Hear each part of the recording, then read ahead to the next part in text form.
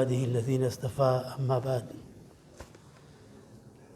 بزرگوں اور دوستوں، میں شام کو سوچ رہا تھا کہ آج تراویح کے بعد کیا بیان کروں۔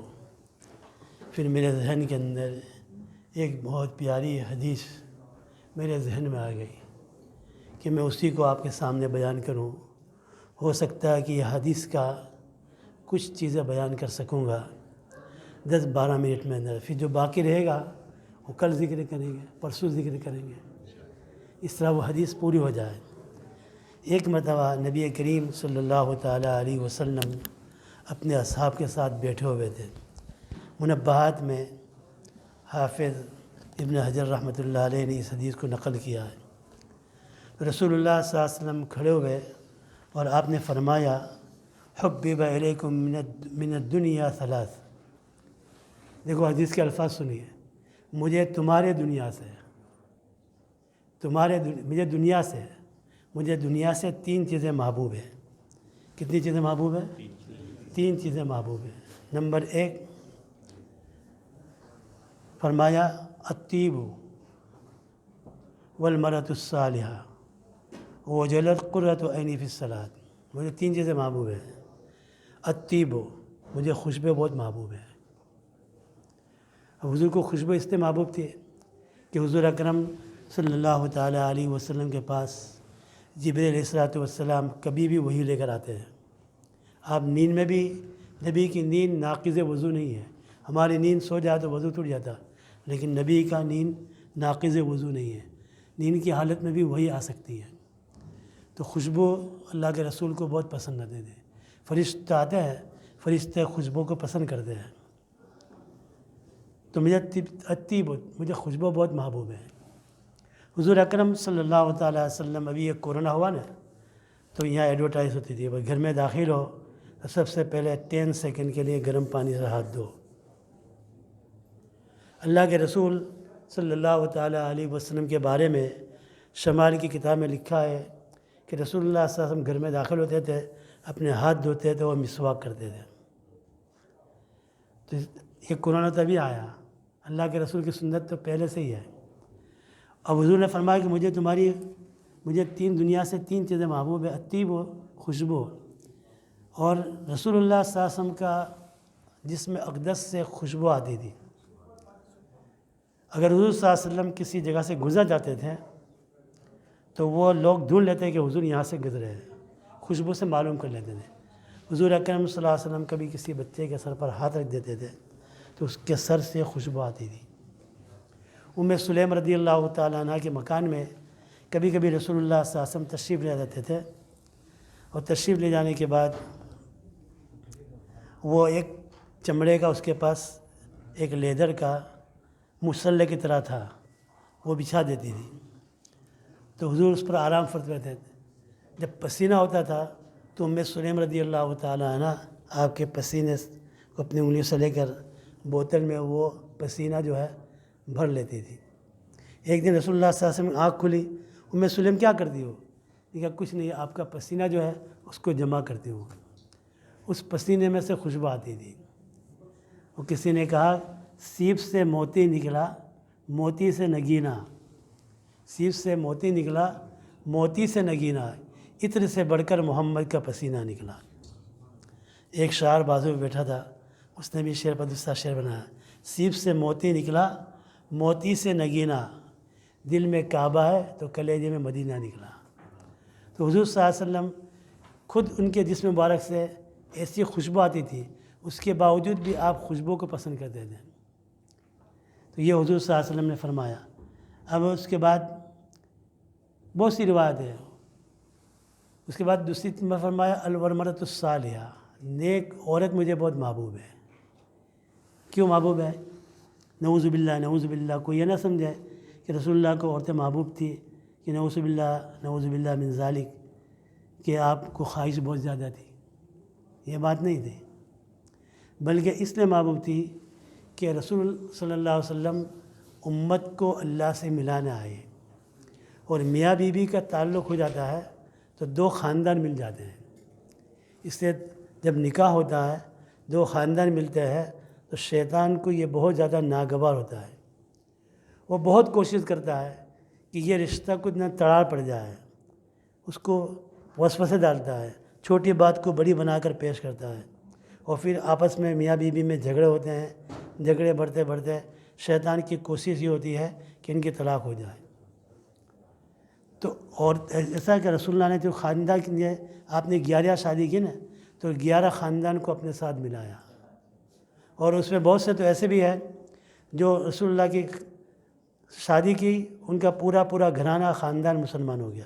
حضرت جبیر رضی اللہ تعالیٰ عنہ سردار کی بیٹی تھی، حضور صلی اللہ علیہ وسلم سے نکاح ہوا، ان کا پورا خاندان پھر اسلام میں داخل ہوا، یا پھر کیا ہوتا ہے ان کی اسلام کی مخالفت جو ہے وہ ٹھنڈی ہو جاتی ہے۔ حضرت ام حبیبہ رضی اللہ تعالیٰ عنہ ہجرت کر حبشہ تشریف لے گئی تھی، تو صحابہ بھی ہجرت کر گئے تھے۔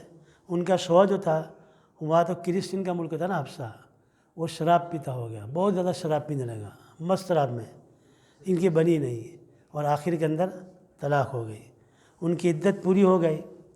تو رسول اللہ صلی اللہ علیہ وسلم نے ان کو نکاح کا پیغام بھیجا، تو حبشہ کا بادشاہ نجاشی نے حضرت حبیبہ رضی اللہ تعالیٰ عنہ کا نکاح پڑھایا اور مہر بھی اپنی طرف سے ادا کی۔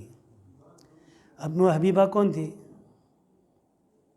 معلوم ہے؟ ام حبیبہ کون تھی؟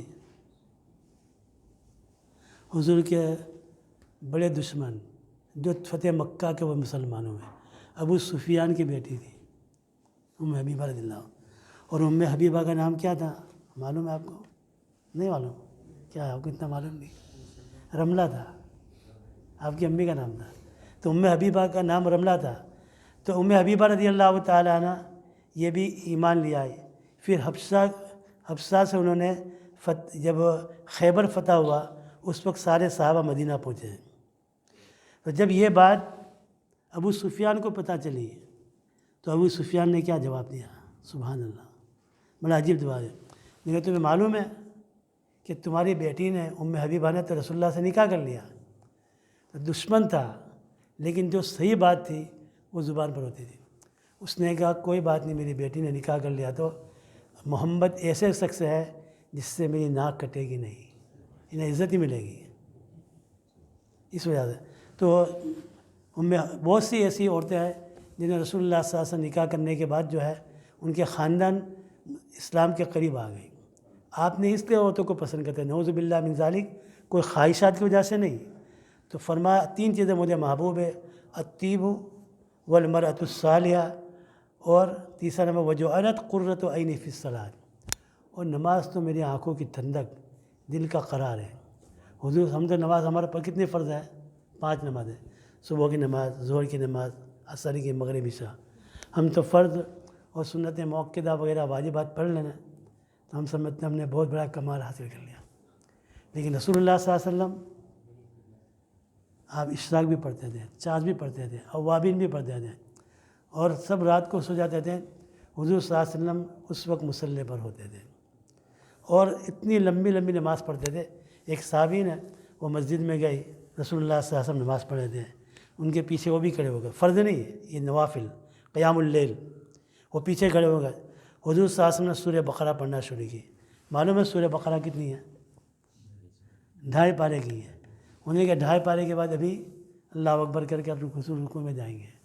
حضور نے سورہ آل عمران شروع کی، آل عمران پوری کر لی، لیکن آل عمران پوری کرنے کے بعد حضور اب رکوع میں جائیں گے۔ اور رسول اللہ صلی اللہ علیہ وسلم نے سورہ نساء شروع کر دی ہے۔ پھر سورہ نساء ختم ہوئی تو پھر آپ نے کون سی سورہ تھا اس کے بعد؟ سورہ مائدہ، جزاک اللہ، میں نے اس کا امتحان بھی ہو جاتا ہے۔ اس کے بعد جو ہے سورہ مائدہ شروع کر دی، 6 پارے سے زیادہ پڑھ کر آپ رکوع میں گئے۔ رات کو ایسی لمبی لمبی حضور نماز پڑھتے تھے، اللہ اکبر، کہ پیر مبارک سوج جاتے تھے۔ اما عائشہ رضی اللہ تعالیٰ نے فرمایا کہ اللہ کے رسول صلی اللہ علیہ وسلم، اللہ نے تو آپ کو قرآن میں اعلان کر دیا، انا فتحنا لک فتحا مبینا لیغفر لک اللہ ما تقدم من ذنبک، آپ کے اگلے پچھلے گناہ سب معاف ہیں۔ پھر آپ اتنی لمبی لمبی نماز پڑھتے ہیں کہ پیر مبارک سوج جاتے ہیں۔ حضور نے کیا جواب دیا؟ یا عائشہ افلا عبدا شکورا، کیا میں اللہ کا شکر ادا نہیں کروں کہ اس در یتیم کو اللہ نے امام الانبیاء اور خاتم الانبیاء بنا دیا۔ تو حضور کی نماز اتنی لمبی ہوتی تھی. وہ جو الت قرۃ عینی فی الصلاۃ. اللہ تعالیٰ ہمیں بھی نمازوں سے محبت عطا فرمائے. پھر اور جتنی بھی حضور صلی اللہ علیہ وسلم کی بیویاں تھیں نا، کوئی بھی کنواری نہیں تھی، صرف ایک کنواری تھی حضرت عائشہ رضی اللہ تعالیٰ. باقی اکثر بیویاں تو بیوہ تھی، کسی کی ایک نہیں 2 شادیاں ہوئی تھی، یا دونوں سے طلاق ہوئی تھی، یا ان کے دونوں کے شوہر کا انتقال ہو گیا تھا، پھر رسول اللہ نے ان سے شادی کی. ایک بہت اچھی بات یاد آ گئی. حضرت عائشہ رضی اللہ تعالیٰ عنہ نے ایک مرتبہ خواب دیکھا. خواب یہ دیکھا کہ ان کے گھر کے اندر 2 ستارے، 2 چاند جو ہے ان کے روم میں آ کر گرے. تو انہوں نے اپنے والد حضرت ابو بکر صدیق رضی اللہ تعالیٰ عنہ کو فرمایا، بخاری شریف کی روایت ہے، میں نے ایک عجیب خواب دیکھا کہ میرے حجرے کے اندر، روم کے اندر 2 چاند آ کر گرے. اس کی کیا تعبیر ہو سکتی ہے؟ تو رسول اللہ صلی اللہ علیہ وسلم نے کچھ فرما نہیں. ابو بکر صدیق رضی اللہ تعالیٰ عنہ نے بھی خاموش رہے. اس کے کچھ دنوں کے بعد جو ہے رسول اللہ صلی اللہ علیہ وسلم کا انتقال ہو گیا. رسول اللہ کے انتقال کے بعد حضرت ابو بکر صدیق رضی اللہ نے فرمایا، اے عائشہ، تم نے جو 2 خواب دیکھے تھے، ایک چاند تمہارے حجرے کے اندر، ایک چاند داخل ہو گیا. اب 3 چاند دیکھا، 3 چاند. اب دوسرے 2 چاند داخل ہوں گے. یہ دوسرے 2 چاند جو ہے نا، اس سے پہلا چاند بہت خوبصورت، بہت مقام والا، بہت اعلیٰ درجہ والا تھا. اس کے بعد حضرت ابو بکر صدیق رضی اللہ تعالیٰ عنہ کا انتقال ہوا. تو وہ کہاں دفن ہوئے؟ اسی حجرے میں. اس کے بعد عمر فاروق. تو حضور نے فرمایا، یہ پہلا چاند تمہارا ہے، بعد والے چاندوں سے بہت بہتر ہے، یعنی حضرت ابو بکر اور عمر رضی اللہ تعالیٰ عنہ. تو یہ حدیث کے اندر 3 باتیں فرمائے اللہ کے رسول نے کہ حبب الیکم من الدنیا ثلاث، دنیا سے تمہیں مجھے 3 چیزیں محبوب ہے، الطیب والمرأۃ الصالحہ وجعلت قرۃ عینی فی الصلاۃ. اب یہ ایک حدیث ہو گئی. اب آگے والی دوسری حدیث ہے نا، ابو بکر نے کیا فرمایا، عمر نے کیا فرمایا، وہ اس کو انشاءاللہ آئندہ کل بیان کریں گے. کتنے منٹ ہو گئے؟ 15 منٹ، 12 منٹ ہو گئے. بس اتنا کافی سبق. انشاءاللہ کل ہم دوسرا سبق سنیں. اللہ تبارک و تعالیٰ ہمیں سننے سے زیادہ سمجھنے کے لیے اور عمل کرنے کی توفیق عطا فرمائے. سبحان اللہ و بحمدہ، سبحانک اللہم و بحمدک، نشہد ان لا الہ الا انت نستغفرک و نتوب الیک. انڈیا سے فون